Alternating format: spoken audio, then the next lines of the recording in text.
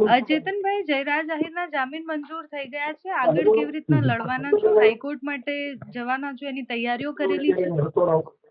જી ચોક્કસ. ન્યાયપાલિકા ઉપર જે ભરોસો હતો જે રીતે એને રજૂઆત કરી હતી, બચાવ પક્ષે પણ રજૂઆત કરી હતી અને ફરિયાદી પક્ષે પણ રજૂઆત કરી હતી. બચાવ પક્ષે પણ પોતાના જે મુદ્દા હતા રજૂઆત કરી હતી અને ફરિયાદી પક્ષે પણ જે કંઈ પણ આરોપીના જેટલા રોલ હતા એના બેઝ ઉપર માન્ય સુપ્રીમ કોર્ટ અને હાઈકોર્ટના જજમેન્ટ એમાં મૂક્યા હતા અને ન્યાયપાલિકાને જે અત્યારે છેવટે જામીન પર મુક્ત કરવામાં આવ્યા છે. તો આગળની જે પ્રોસેસ છે એમાં લીગલ ટીમ જોડે ચર્ચા કરીને આગળ શું કાર્યવાહી કરે તે માટે અમે આગળ લડત આપી છે.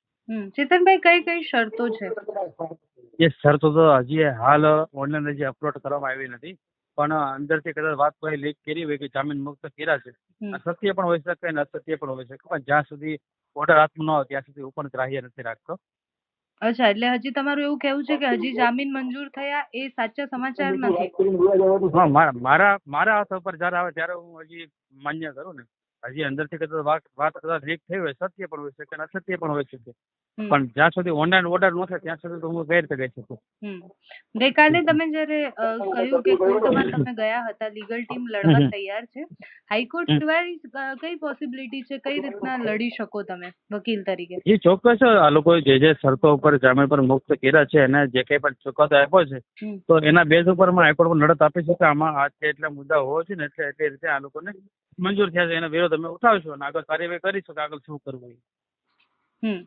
અને બીજા 6 જેટલા આરોપીઓના જામીન પણ મંજૂર થયા છે, જયરાજ સહિત? કાલે ટોટલ 3 જામીન અરજી મૂકવામાં આવી હતી, જેમાં 6 આરોપીનો જામીન અરજી મંજૂર કરવામાં આવી હતી, રાખવામાં આવી હતી. હવે અત્યારે ચુકાદો આપ્યો છે. હવે મારા હાલ હાથ ઉપર આવ્યા નથી ને હું અત્યારે બીજા પ્રસંગમાં બહાર છું, એટલે કદાચ મારા હાથ ઉપર નહીં પણ આવ્યું હોય તો જ્યાં સુધી અમે ચર્ચા કરીશું અને ખરેખર હશે તો અમે આગળ લડત આપીશું. જેટલા ઝડપી જામીન મંજૂર થયા છે એના ઉપર પણ બહુ બધા સવાલો થયા છે. જી, આરોપીને તો જામીન ઉપર મુક્ત કરવા એ તો પોતાનો બચાવ કરી શકે, એ તો એનો અધિકાર છે કે જામીન ઉપર એ લોકો મુક્ત કરવા માટે કોર્ટમાં પિટિશન દાખલ કરી શકે. પણ ન્યાયપાલિકાને કદાચ એવું લાગતું હોય છે કે બિની આમાં જામીન પર મુક્ત કરવા જોઈએ તો કદાચ એના ઉપર તો કોઈ છે નહીં, સરોવરે છે, તો એનો ચુકાદો અમે માન્ય કરશું અને જોખમ પણ અમારે રજૂઆત કરવી છે તો આપણી ઉપલી કોર્ટમાં અમે રજૂઆત કરીશું. Okay, thank you so much Chetanbhai. Thank you.